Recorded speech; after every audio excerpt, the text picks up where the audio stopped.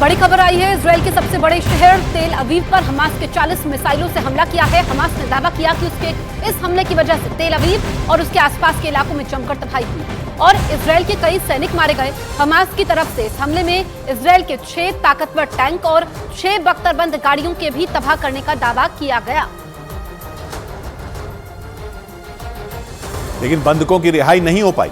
वैसे इस मामले में पहले अमेरिका का रुख भी इजराइल जैसा ही था, लेकिन मुस्लिम देशों के दबाव में अमेरिका के सुर बदलने लगे और जंग के पहले दिन से इजराइल के साथ खड़े अमेरिका ने इजराइल को युद्ध विराम की सलाह देनी शुरू कर दी, जिसके पीछे इजराइल पहुंचे अमेरिकी विदेश मंत्री ने गाजा के आम लोगों की सहूलियत का हवाला दिया था। अमेरिका ने इजराइल से अपील की थी कि वो आम लोगों तक राहत का सामान पहुंचाने के लिए गाजा पर हमले अस्थायी तौर पर रोक दे, जिसका इजराइल ने विरोध किया था और 2 टूक बोल दिया था कि बंधकों की रिहाई से पहले वो इस बारे में सोचेगा तक नहीं। इससे कुछ दिन पहले भी नेतन्याहू का यही रुख था। Calls for a ceasefire are calls for Israel to surrender to Hamas. मतलब जंग के करीब 1 महीना होने पर भी नेतन्याहू टस से मस नहीं हुए।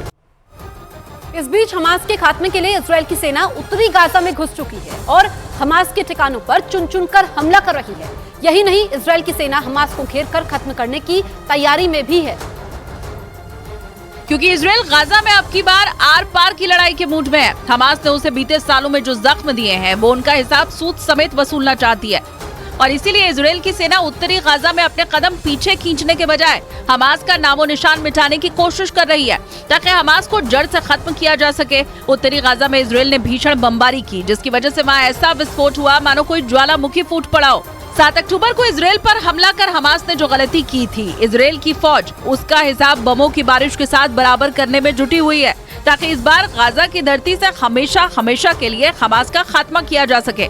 इजराइल साफ कह चुका है कि गाजा में हमास को कुचलने के बाद ही वहां उसके हमले बंद होंगे।